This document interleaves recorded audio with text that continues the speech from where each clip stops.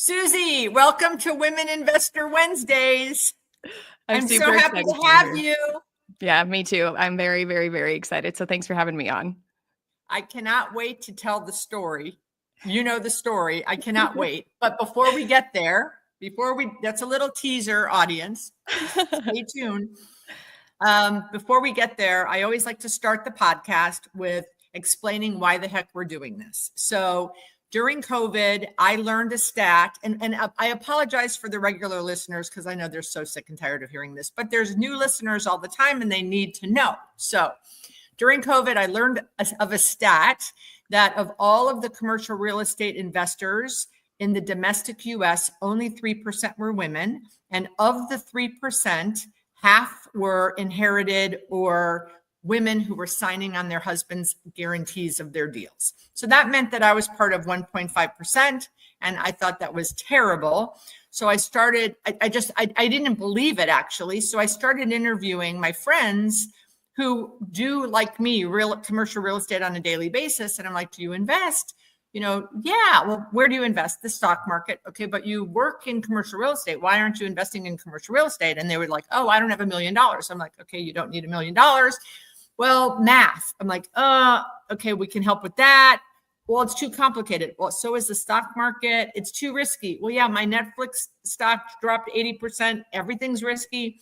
So I kept asking and I kept kind of debunking these myths. And then it all kind of got down to women saying, I don't know anyone doing it, which makes sense since there's only 3% of us.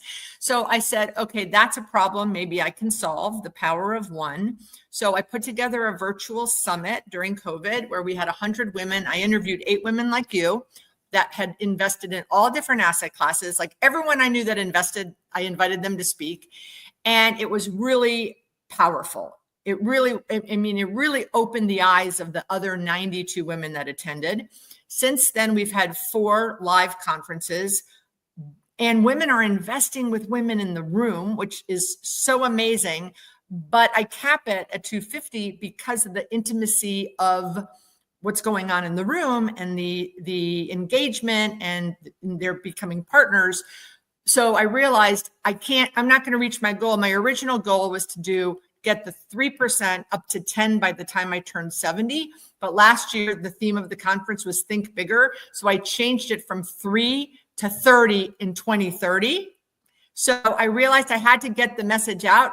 Therefore, long story short, the podcast. I said, I can get 2 to 3 women a week on woman I meet with that invests. I'm going to get her on this podcast. And that way we can reach more women besides just the conference. So that's how the podcast got born. I think it's been going for a little over a year and a half, almost 2 years. I think we're approaching our 100th episode, and we're getting a lot of people watching and subscribing. So welcome to the podcast where we are going to change women's lives. I mean, what a gift. What a gift. Seriously, Beth. Like I actually was fortunate enough to finally meet Beth in person a couple of weeks ago in Florida. And actually the conference that I was at right before I had met Beth, like the theme was like every woman deserves financial independence. And it's true. So like really bravo to you, because like we deserve that. It is our birthright to be able to have opportunities like this and to know about the opportunities and to know that other people who look like us, who sound like us, who are doing the same things we are doing, like are capable of doing it too. So thank you for this. No, and thank you for being here. And so Suzy Sevier, correct? Right? Yeah. Love that little French. Adventurous Real Estate Investors. Investors. What is it? What's the investors? You're good. Investors. Yeah. Love that. Adventurous. Love that. So I'm not going to tell the story until a little further in, because then it will take away the whole wind of your sails. So I'll come back about our story, but let's go back to, so how old are you? I'm 35. Okay. Because you know how many women tell me, I can't do this. I'm too young. And they're like 37. So 35, when you hear this story, if you have any concerns that you're too young, this interview will debunk that. So, okay, so let's go back to the first. So you need to tell your story.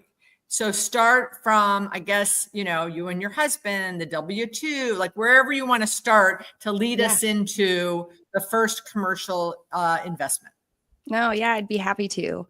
So really what started it all was COVID. So at the time when COVID started, I was living overseas in England, and the lockdowns were a little different from in the United States. So we were locked down for a very long time. And I was not going into work. I was working virtually.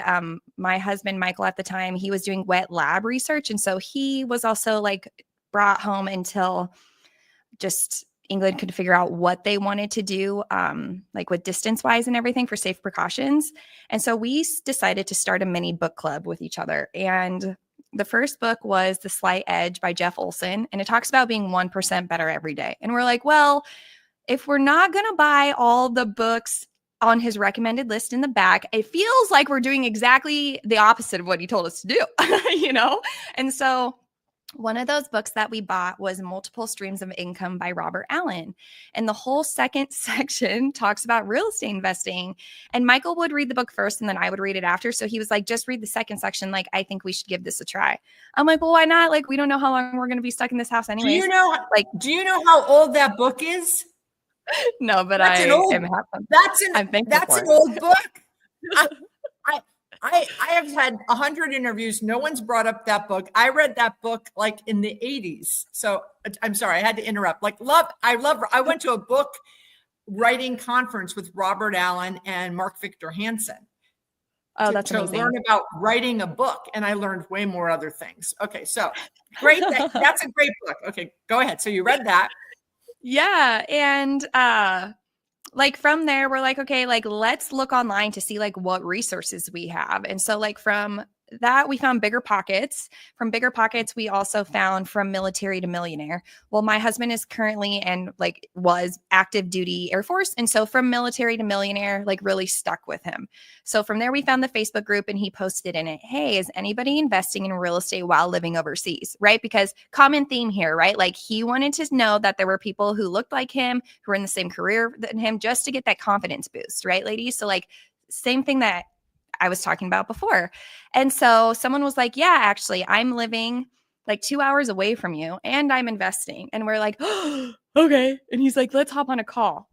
Whole imposter syndrome. Okay. Like all the things everybody else feels. We almost canceled the call. We're like, are we worthy of being on this call with this person who invests? Like how, it was crazy, literally sweating the entire time. So luckily we got on this call and this individual, his name is Marcus Long. He was like, hey, I'm going to a virtual summit that is all of the speakers are like in different types of the military, but they're all in different types of real estate, from short-term rental arbitrage to self-storage to multifamily to flips to commercial space. Like everyone had a different thing or like a different topic to talk about. And so we looked up the price of the ticket and we're like, oh my gosh, like, are we going to spend this kind of money on that? Like, I don't even remember. It was probably like $250. Okay. Like, I thought you were going to say like $5,000. No, but we were just like so scared of like, because of the whole process. Because imposter syndrome had hit so hard, like everything was like, well, will it be worth it? Can we actually do this? So it was like any amount or any time spent was scary. So luckily, the host of it was like, hey, if you repost about the conference, you can win VIP tickets. Well, I won VIP tickets. And so, yeah, with that, we ended up getting one-on-one with the speakers. And this is like where the true gift came from. So Michael and I had thought that we were going to do single family home BRRRR method, right? Like buy, rehab, refinance, repeat in a market that we knew. Cause I mean, we were all going to do this long distance. Like it felt very scary and we couldn't leave the country to visit these houses. So it was like, okay, we really got to figure this out. But one of the speakers who does multifamily was like, Suzy and Michael, like you don't have to start with single family. You can go straight into multifamily. And we were like, you are crazy. And so we like kept on the path of thinking we were going to do single family homes. And in the market that we were looking at, actually a derecho happened. So that What's is like that? a hurricane with no water and all wind. And so like What's it called? a derecho, I think I'm saying it right. Yeah, no, it was wild. It had never happened in this market before. But what it did was like, for us to get financing, we needed construction bids from the bank, but all of these contractors were out then rebuilding the city. So it fell out of its like path naturally, but we're like, okay, how are we going to pivot, right? Like, don't panic, just pivot. And so then we went straight to learning about all things multifamily. And what that looked like for us was we were joining as many meetups as we can. We were attending as many online conferences that we could. And so in a matter of like 6 months, we were probably attending at least one conference a month, which meant like we were staying up until like 1 or 2 in the morning to listen. We were attending like 10 to 12 meetups a week because we wanted to meet as many people as possible, right? Because like what we were learning is that everyone needs to know what you're doing. Like people, because it's not just like investors who have to know, like, and trust you. It's the people also giving you knowledge. It's the people also referring you to other individuals. And so the more we showed up, the more we stood out, right? Because it's like 2 people on a screen from England. They're like, what is happening here? And we're like, everything. But one thing that really, yeah. And you were 30 then. Yeah, no, You totally. guys were young. Is your husband older than you? He's that's a great question. He's 3 years older than me, but okay. So still similar age. Yeah. But still a couple from England, 30 and 33. So yeah. You also had there was an age, probably maybe in the beginning, a little age discrimination. Totally. Well, and it was because like it's like, because everyone asks like, what's your background? What's your background? Luckily, like a lot of people loved Michael's background, right? Like military, project manager of $30+ million, this and that. And I'm over here like, well, I did anthropology and communication studies in college. So I love humans, which I do. And which now I have found out is really my superpower, like, so it was awesome how that all worked out. But so then we're learning all about multifamily. We're telling everyone we've chosen Tulsa because one thing we found out was that you had to be within like 2 hours of your property. And we're like, well, we're really screwed. And so again, leveraged our network and was like, hey, is anybody interested in apartments? Like, we need a partner, and somebody that Michael went to the Air Force Academy with. So the know, like, and trust factor was there, was like, hey, I've recently left the Air Force. I'm a wholesaler and a flipper, but I'd love to learn about multifamily. And he was in Oklahoma City. So we were like, perfect. We can then stick with Tulsa. So because you don't hear many people talking about Tulsa. Why did you pick Tulsa? Why did you? So it was like, we had like a couple Midwest-ish markets that we liked, but at the time, like cash flow and appreciation was 50-50. Google's second largest data centers in the Tulsa MSA. The George Kaiser family, or there is a family called different, but same name, who has just put like a lot of work into the park systems there. So like you really do attract people. And actually, for the United States, the largest inland port in the US is in the Tulsa MSA. So like all the goods are going in and out. So it was like, well, so that was a few of the many reasons. But someone was like, oh, you're investing with Tulsa? Like, I've only heard one other person really investing in Tulsa. Do you want me to introduce you to him? And we're like, absolutely. And so this individual was going after larger assets than we were. So he was like, I'm happy to talk to you guys whenever you need it. And we, he told us to do something. We would come back like 3 hours later and be like, we're done. We're like, he's like, hold up. Like, I gave you a week. And we're like, no, we're so excited. And so because of our efforts, he also was like, okay, I'll keep meeting with you. And so from that time, right, so we learned about real estate in, I guess, technically like April of 2020, pivoted to multifamily in, I think, like August. We ended up finding a property in November, and then we closed on it in February with his help, right? Because we needed somebody to sign on the loan.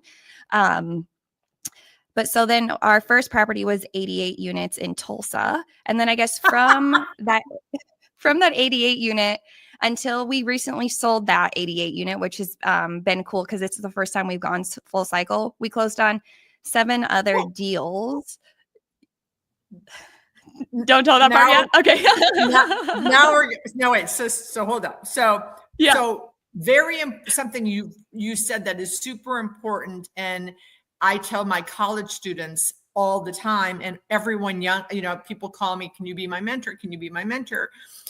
The fact that he gave you homework, you did the homework, you did it fast, you went back to him. Okay, we did, I tell people to do things all the time. I never hear from them again. And then, of course, I don't want to go help them anymore. Or they'll call and I talked to you a month ago. Well, did you do what I said? Oh, well, and then the excuses. So important that and then obviously he then signed on a note for a deal with you because you proved yourself. So important. But okay, so now let's tell the story because it sounds like we're going to get into the portfolio. Okay, so ladies and gentlemen.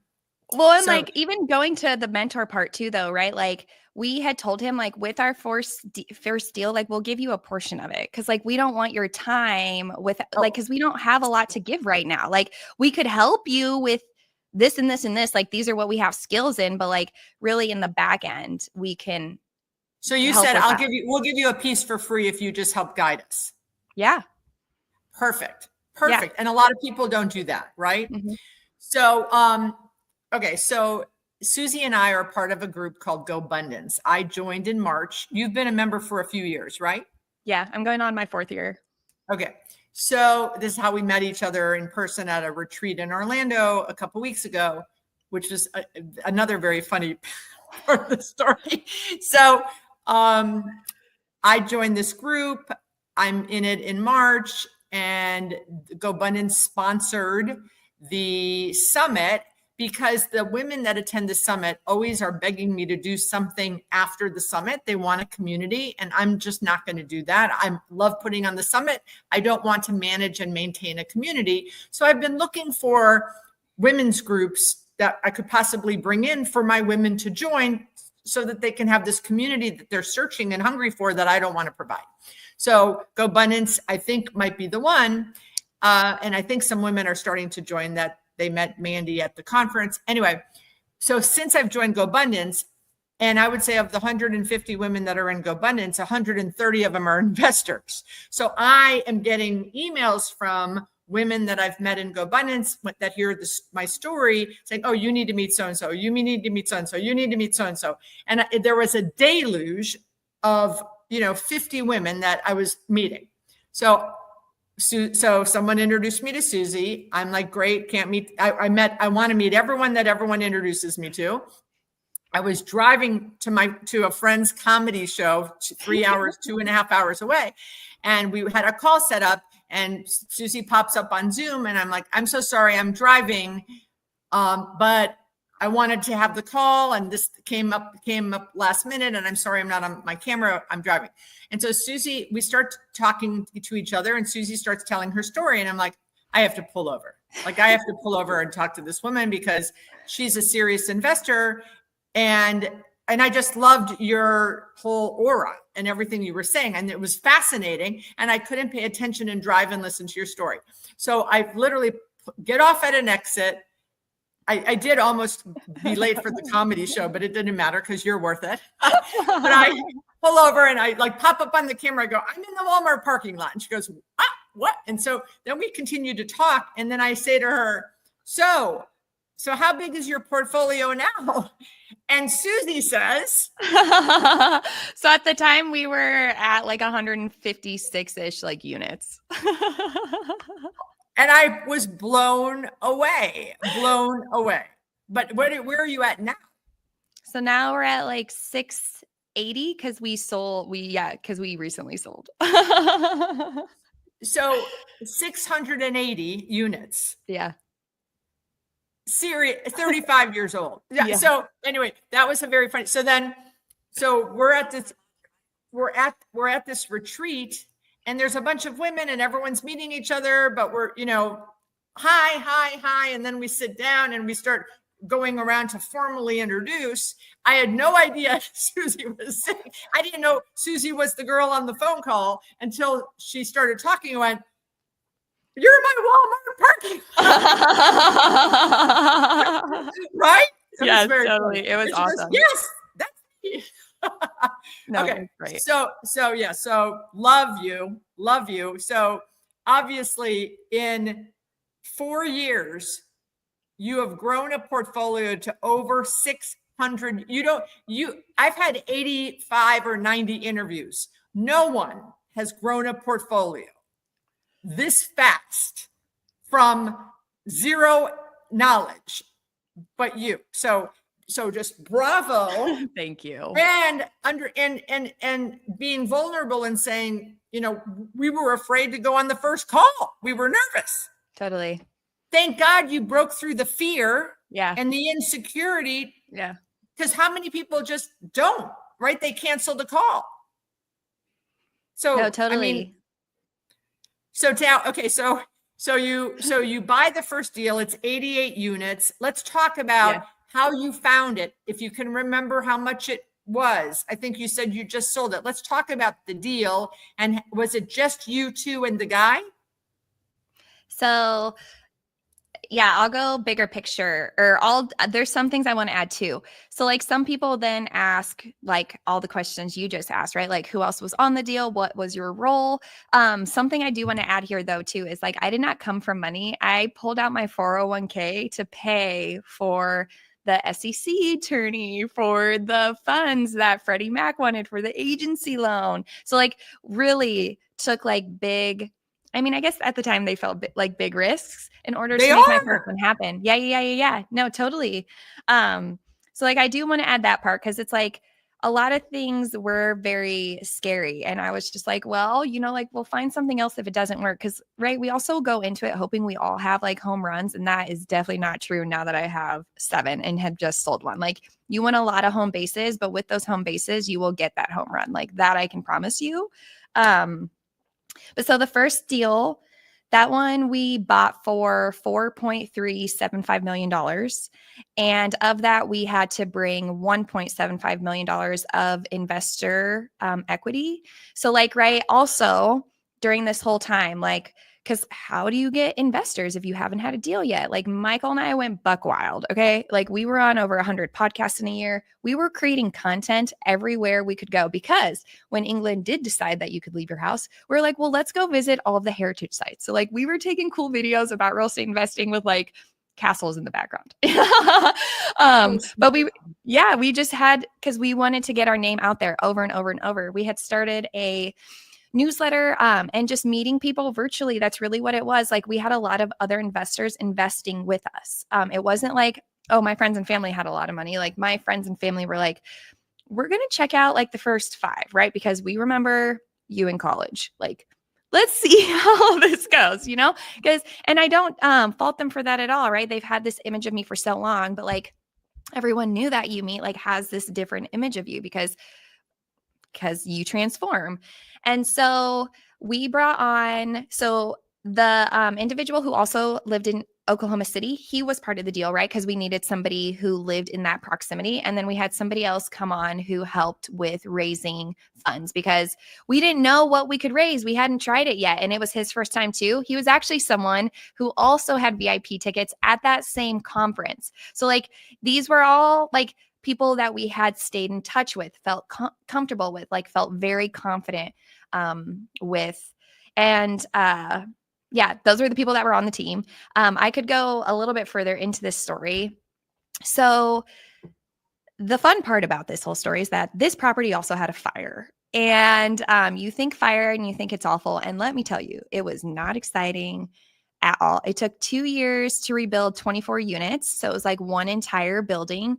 And we also didn't live there because also one more setback. Sorry, I forgot to add this part is that like Michael and I are the leads on all of our deals, right? We're not just coming in and raising capital and like taking a step back. That's just what we found that we liked the best. Like, luckily, right, it's me and Michael. So like Michael analyzes and does the numbers part. I do all of the human stuff. Like that's where, when I talk about at the beginning, like that is my superpower is like, I just like humans. I think we all have something really great to offer the world. And I bring a lot of joy to the world. So if I can bring more of that to other people, then I want to.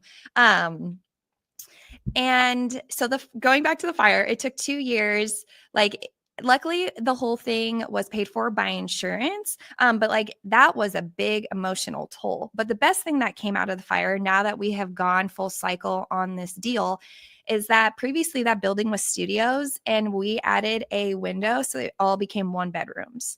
And so I want to bring that up because like when a fire happens, it can feel really scary and awful. But like if you really take like a step back and look at it, you can be like, how can I optimize this? Because all of the square footage is still the same because like we kept like the body of the footprint or whatever bones. I was like, how many different words can I use to describe this? But just by adding a window, we could add so much value. And so, Wow. yeah. And like, so that was like one great thing that came from it. But now we just sold it for 6.25.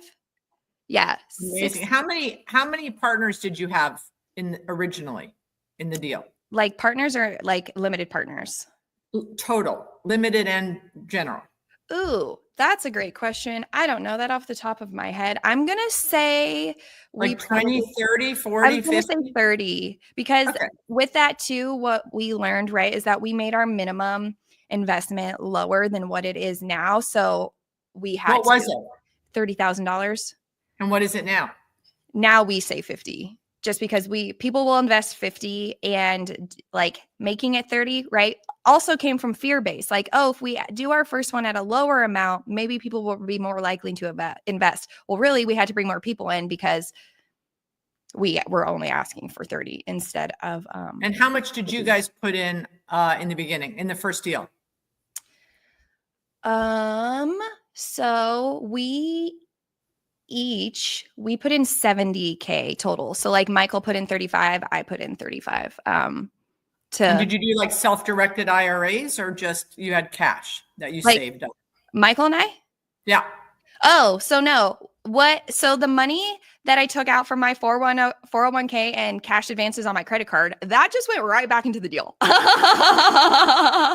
Like we got it back at closing and it just went right back in. But Michael actually did pull from his TSP. So that's like his military retirement for that. And to this day, we're actually still paying that back just because of how they want it paid back. Were you able to do any VA lending because of no? Okay. No. All right. Yeah. So you're happy. So do you remember, did you guys give prefs to the limiteds and was there a promote? Do you remember the structure? Yeah. So we did a 7% pref and it was a 30 or a 70-30 split, right? Perfect. 30 to the GPs, 70 to the LPs. There was no promote. I mean, at the time we didn't even know of a promote, but with the fire, there would not have been a promote. Okay. So amazing first deal for a 31-year-old. Amazing. 31 and a 34-year-old. Amazing. But everyone that's listening, there's a theme here. There's an educational theme. There's a networking theme. Mm-hmm. Have they not been at midnight in England on all of those learning, those masterminds, those meetups, reaching out, saying, hey, does anyone invest that's in the military that doesn't live in the US? They were constantly searching, educating. And then when they met people like the VIP guy that also went, that ended up being a future partner. And so the networking and the education, big pieces to your future wealth portfolio, right? Totally. No, 100%. I mean, and the education is like, and networking, those are like ongoing things, right? Like those are things we're still doing now. I mean, like when you listen to this podcast, it's education. When you go to these events, it's networking and education. Like it is a forever process, but it should be, right? Because real estate changes and so do you. And like nothing stays. The only thing that is forever, or the only thing that's constant, is that everything's always changing, Exactly. Okay. So how did you go from 1 to 7? Oh, so this is where like the relationship piece came in. I mean, we stood out like a sore thumb. Again, two people from England, like, oh my gosh, you closed on a deal from overseas. Like, here's another one we can show you. Here's another one we can show you. Luckily, because our mentor was going bigger, like the properties he was selling, he was also having us take a look at it first. And I was like, this is amazing. Not at all his deals, because he's like, this is not one I want to sell you. This would be one I would want to sell you. And so it was a mix of that and then just brokers knowing that we could close. But how did I keep these relationships with the broker? Something that I did every once in a while is that I would find their office and then find the coffee shop closest to their office and then send them a gift card from the coffee shop and ask them for virtual coffee. Like, so I made an effort to, like, it wasn't just Starbucks, right? I like made an effort to make it very, very personalized, because that's what this all is. It's still all very personal, you know? Yeah. And you were still in England. Yeah. So that's amazing. So now you're bringing in the people who have like the upfront knowledge they're about to list a deal. You want to get that first call. Totally. And Right. like when you, right, because some people might be on broker or realtor lists and some people might not be, but for those who are, well, and I encourage everyone to be like, I respond to those emails. So when a broker sends me a new deal, I'm like, here is why it doesn't work, you know, because I want them, I want to still stay top of mind. And two, I want them to be like, oh, wow, Suzy has told me so many times what does work. Here is one that's perfect. And so like, and do you ever let the broker come in on the deal? Oh yeah, we have brokers come in on deals. Cause I mean, they just ask and we're like, yeah. Okay, so you're still, so as of today, if you found a deal tomorrow, you're still raising money. You're bringing in LPs. Yeah. I appreciate that. That's very lovely. Well, because yeah, and now though, like we've gotten to the point because like we have a property under contract, but it's an 8 unit. Like we're also going to try like JVs because what's the difference? I don't even know the difference between a JV and LPs and GPs. So now you can educate me. I don't know. Totally. So like when we bring in limited partners and then there's also multiple general partners, like it's called a syndication, right? So like the limited partner is silent while the general partners are doing a lot of the work. And it's just a syndication because there's a larger group of people. So with a JV or a joint venture, like this upcoming one, there will just be 3 of us that are on it. There's not going to be like different splits or anything. So you're just split. It's just a 33, 33, 33. Yeah. Well, yes. Or yes. whatever. How it's decided. Whatever the percentage. Yeah. So Totally. yeah, I've only ever done syndications, and I've only ever done this multiple GP thing is a new thing for me. I've never heard about it in my life until I went on a podcast like 2 or 3 years ago. And a woman who I interviewed, who I met and who spoke at one of my conferences said, hey, I'm looking at a multifamily that has some retail. Do you want to jump on and look at the deal? I said, sure. Because I always want to invest in women's deals. And up on the webinar, like there were 9 pictures. Yeah. And I'm like going, who are these people? And she was the only woman, by the way, and 8 dudes. And she goes, oh, these are all our GPs. I went, you have 9 GPs? I've only ever been part of deals that have 1 GP and I'm a limited, or I'm the GP and I have limiteds. So this is new to me, these multiple GPs. Yeah. And so there has been like some conversation of like a lot of GPs is bad. So I like kind of want to explain how I feel about it, like both ways. So with these larger deals, right? Like some of them we're looking at where we would need a net worth of like $20 million. Like, so you're only at 18. I understand. Yeah. Well, you're fine. I wish. But like, so with that, I automatically have to bring in more people, you know, like I would love to know like one person. I mean, I do know one individual with a very high one who could potentially sign on loans, but at the same time, like if the other GPs are also doing this to like make a money and make the life like that they want, right? Because we only have like one wild and precious life. What are we going to do with it? Like, I'd rather help them.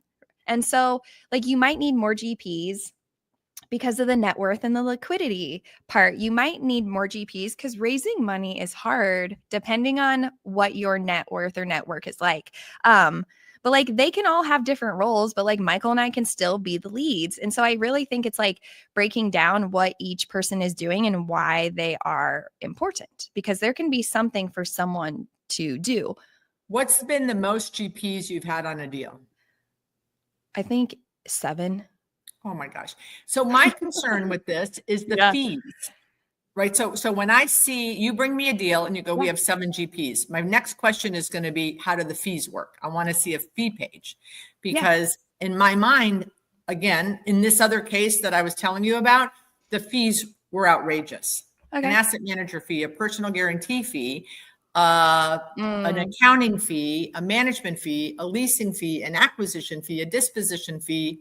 And I don't like that. Yeah.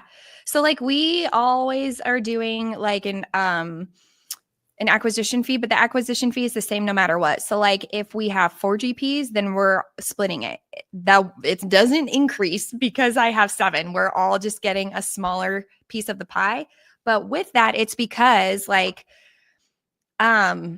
say of the 7, like 4 of them help me with the net worth piece and liquidity piece, but they can't raise capital. Well, then I'll need the other 3 to help me raise capital to like bring that in. Like in a perfect world, I would love to be able to do it all, but I can't. And that's also why you have this podcast. And this is also why we have GoBundance and why you have your summit, to know that like when you bring a team together, you can make it work. Like, because a team can help you get to the point where you are doing it solo, right? So like, imagine what that growth is in that timeline. 1,000,000%. I support it 1,000,000%. And there's so many ways to skin the cat, right? Totally. Okay, so you have 7 deals, over 600 units. I just cannot tell you how impressed. I don't like to say the word proud because it sounds condescending, but I'm 64 and you're 35, and I can say how freaking proud I am of my new friend here. Thank you. And a young woman, and what a role model, and what, you are, all these people that are going to watch this, that are nervous and feel like you do, and they think I can't do. You were in London. When did you move back to the States? We moved back in December of 2022. Yeah. And and all the 7 deals are all in the same market still, right? Tulsa or Oklahoma City or something, right? Both. Yeah. Amazing. How many? Sorry. Go ahead. Oh, I was going to say, and like, right, like thinking about it, like it may sound like really big, but like what really helped us is that we added in-unit washer and dryer connections, and then the washer and dryer themselves. Like we found some of our properties have 2 closets in the primary bedroom that push up against the bathroom. And I'm like, oh, look at it. Like, that's a great spot. Like you can get pretty creative, but then with that too, like, how can you get creative with your financing? Like we have properties with seller carry, we have assumable loans, like and in our LOI, like the letter of intent, we added all the different ways to be creative. It wasn't like we're just adding one creative solution. Like this is the price we can give you for this solution. This is the price we can give you for this creative solution. And this one, like we really like just set ourselves up for like, I don't know, I guess making it work for everyone, like a win-win, right? Because like with one option, sometimes it doesn't feel that way to someone on either side. It just depends what the mood someone's in. And so like there are a lot of ways to get creative within the deals to make them work. Are you both still working a W-2? So Michael is still active duty Air Force. He's at 20 years. And so he will retire in 4 years. But I fortunately got to leave my W-2. Actually, I left it in 2022 or 2021. Sorry, it's silly that I don't remember, but I don't. Well, I believe there's a LinkedIn video that you can all go watch as she's riding her bike away from her corporate going, thank you, last day for the W-2. Yeah. So cute. Thanks. It was a really cool feeling. I mean, like besides the like tax relief, right? Of like being a full-time real estate investor, like it just opened up a lot of time to be able to go on this all in. So yes, like we set ourselves up well in terms of like systems and processes, or like the podcasts or the YouTube videos, so that when it was time for me to leave, right? Because like people's biggest fear is like, well, what if I don't make money right away? And I totally get that. We just did a lot beforehand so that like the wave could continue. So like, yes, sure, the wave was going down, but the wave went back up, And so I don't know. I just believe that they work out the way they supposed to. I mean, like your life gets easier when you go for great, right? Like great is rare. So as long as you keep that mindset, I truly believe like great things will happen to you. I agree. I'm with you. What, are you still doing content often? No. I experienced a loss in my life, and so I did not want to create any more content. It felt very inauthentic to be behind a camera, but I recently have decided that I am ready to create content again. It will not be at the like the force that it was before. And that's totally okay. Like that force was needed when we were starting. The force is different now. So, right, that's also a thing. We hear a lot of shoulds. Like you should be creating content on this platform. You should be creating content every day. You should be doing this in real estate. You should be doing that. Like get rid of the shoulds. Like, right, there are no shoulds. Like you live and do what feels the most authentic to you, because you will also enjoy it so much more. And that took a little bit. I mean, it takes everybody a little bit to actually figure that out. You know what I mean? It's not just me. But once I told myself like, oh, I should not be creating this. I don't need to create this much content anymore. Like it's just something I don't need. Right. It filled the job it needed to fill at the time. Totally. Right. Yeah. And now I meet a lot of people in person, right? Like before I had to create content because I was only seeing people virtually. Now, like the in-person connections, like those work for me. And so I don't need to like reach out to this like huge audience anymore. So it's really just what works best for you as the individual. How many of your investors from deal 1 are in deal 7 that did every deal? Oh man, we don't have investors who have gone in every deal. We have had a few investors who are in like 4. It's more of just like capital constraints. I really like you, but diversification is important, which I totally understand, right? Like we have people who do every other, but not all 7. That would be awesome though. I mean, me, I've invested in all 7. Yeah, there you go. So I announced last year was the first year we made money from the summit. We made a whopping $39,000. So, but I announced that going forward, every dollar that is profit from the summit will be invested in a woman's deal. Oh, wow. So I just did our first, it's hard to find good deals and good sponsors. So, but Lauren Roethlisberger, who spoke, her husband's in the military. I think, do you know Lauren? Yeah, you introduced us. So that's exciting. Yeah. So she just found a deal and I just invested in her deal, 25,000. So that's 25 of the 39. So I'll be, I'm always looking out for a woman's deal to invest in. And then this year, hopefully we'll make a little more than the 39, and that those profits will be invested 100% in a woman's investment deal. No, that's amazing. It is. So like, we have to like rise each other up, and that's one way to do it. So that's amazing. Exactly. So last question, and I so appreciate, Suzy, your time today. Yeah.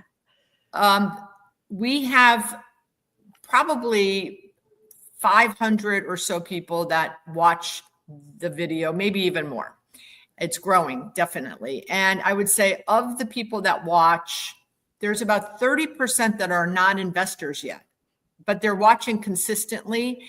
And so I believe that they want to invest, probably have some capital, like my friends in the commercial real estate industry who are, investing in the stock market. But they want to invest in real estate.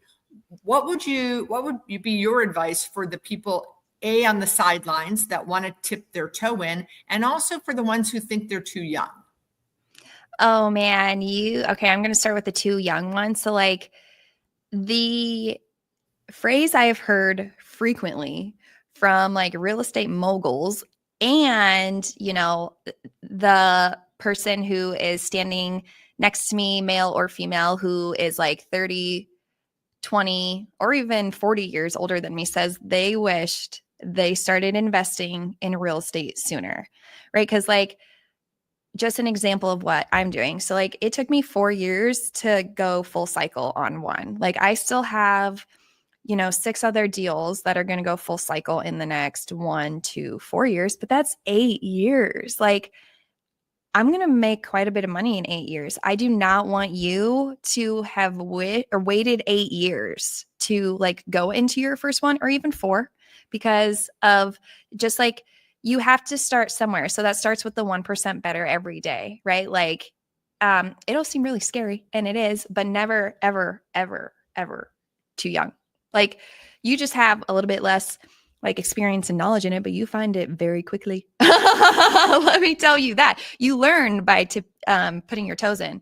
But then also for those who have money to invest, like it kind of depends what you're wanting. Are you wanting to be like a limited partner or a general partner? But if like a syndication, right, where it's like a lot of people, feels too scary for you, I would look in, and you're wanting to do it on your own. Like I would look into, like depending on your market, right? I was like, man, this answer gets like really strange for me sometimes. Like look for that 4 unit, look for that 5 unit, look for that 10 unit.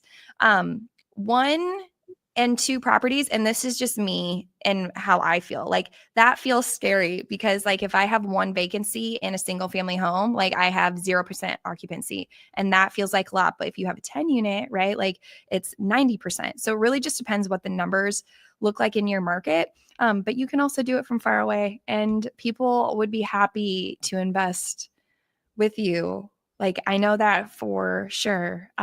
So it's really just like, I think it's the affirmation piece. Like you can do it. And if you need help with underwriting, like reach out to the community. If you like the people part, like try to find somebody, right, who like is the opposite of you, so that you know that you have built a great team. Love those answers. Do you mentor people or have a program to help people invest? I don't. I'm happy to help people. I just don't have a program or anything. I just always ask, a lot of the people I interview do. So that's why I always want to give. So, but what's the best way for people to reach out to you? Totally. So if you go to our website, it's adventurousrei.com/info. You can pick however you want to reach out to me. Like emails there. If you want to reach out on LinkedIn or Facebook, whatever, you just have whatever works best for you, but you can find all of my contact info there. Amazing. Suzy, you have been such a joy. I love your laugh. Thank you. I love your smile. I love you. Thank you so much for being part of the podcast. And thank you to Michael for serving. Thank you. And your family for serving. Just thank you. I appreciate that a lot. And thank you for having me on. It was lovely. We'll talk soon. Bring me a deal. That I can do. Bye-bye.